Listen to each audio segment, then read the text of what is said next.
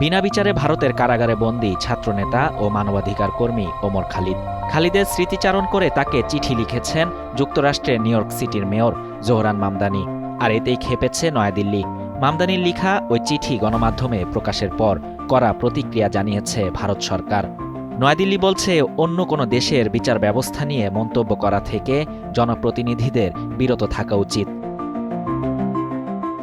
ভারতের পররাষ্ট্র মন্ত্রণালয়ের মুখপাত্র রণধীর জয়সওয়াল এক বিবৃতিতে বলেন, নিউ ইয়র্ক সিটির মেয়রের মন্তব্য ভারতের বিচার ব্যবস্থার স্বাধীনতার প্রতি যথাযথ সম্মান প্রদর্শন করে না। তার ভাষায় ব্যক্তিগত পক্ষপাত প্রকাশ জনপ্রতিনিধিদের শোভা পায় না, বরং তাদের নিজ নিজ দায়িত্ব পালনে মনোযোগী হওয়া উচিত। গত বছর ডিসেম্বরের শুরুতে যুক্তরাষ্ট্র সফরের সময় ওমর খালিদের বাবা মায়ের সঙ্গে সাক্ষাৎ করেন মামদানি। এরপর তিনি খালিদকে একটি চিঠি লেখেন। সম্প্রতি খালিদের পরিবার চিঠিটি প্রকাশ করলে তা সামাজিক মাধ্যমে ছড়িয়ে পড়ে। চিঠিতে মামদানি লিখেন, তিক্ততা যেন মানুষকে গ্রাস না করে, এই কথাগুলো প্রায় মনে করি। আমরা সবাই তোমার কথা ভাবছি।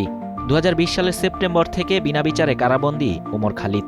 নাগরিকত্ব সংশোধনী আইন বিরোধী আন্দোলনের প্রেক্ষাপটে 2020 সালের ফেব্রুয়ারিতে দিল্লিতে সংঘটিত দাঙ্গা উস্কে দেওয়ার অভিযোগে তাকে গ্রেফতার করা হয়। ওই দাঙ্গায় অন্তত 50 জন নিহত হন, যাদের অধিকাংশই মুসলিম। অভিযোগ রয়েছে, পুলিশ পক্ষপাত দুষ্টভাবে মুসলিম ছাত্র ও আন্দোলনকারীদের গ্রেফতার করে। খালিদ সহ অন্তত 18 ছাত্রনেতা তখন আটক হন। সন্ত্রাস বিরোধী কঠোর আইন ইউএপি এর আওতায় অভিযুক্ত হওয়ায় তার জামিন পাওয়া কঠিন হয়ে গেছে। বছরে মাত্র একবার জামিন চাইতে পারেন এই আইনের বন্দীরা। গত সপ্তাহেই ভারতের সুপ্রিম কোর্ট তার জামিন আবেদন আবারও খারিজ করেছেন। আন্তর্জাতিক মানবাধিকার সংস্থা অ্যামনেস্টি ইন্টারন্যাশনাল সহ বিভিন্ন সংগঠন তার মুক্তির দাবি জানিয়ে আসছে।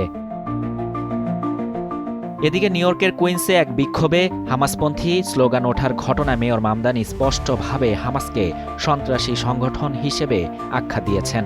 কুইন্সে একটি সিনাগোগের বাইরে অনুষ্ঠিত ওই বিক্ষোভে হামাসের সমর্থনে স্লোগান এবং পাল্টা বিক্ষোভে বর্ণবাদী বক্তব্যের নিন্দা জানান তিনি। সামাজিক মাধ্যম এক্সে মামদানি বলেন, সন্ত্রাসী সংগঠনের পক্ষে স্লোগান নিউ ইয়র্কে কোনোভাবেই মেনে নেওয়া হবে না।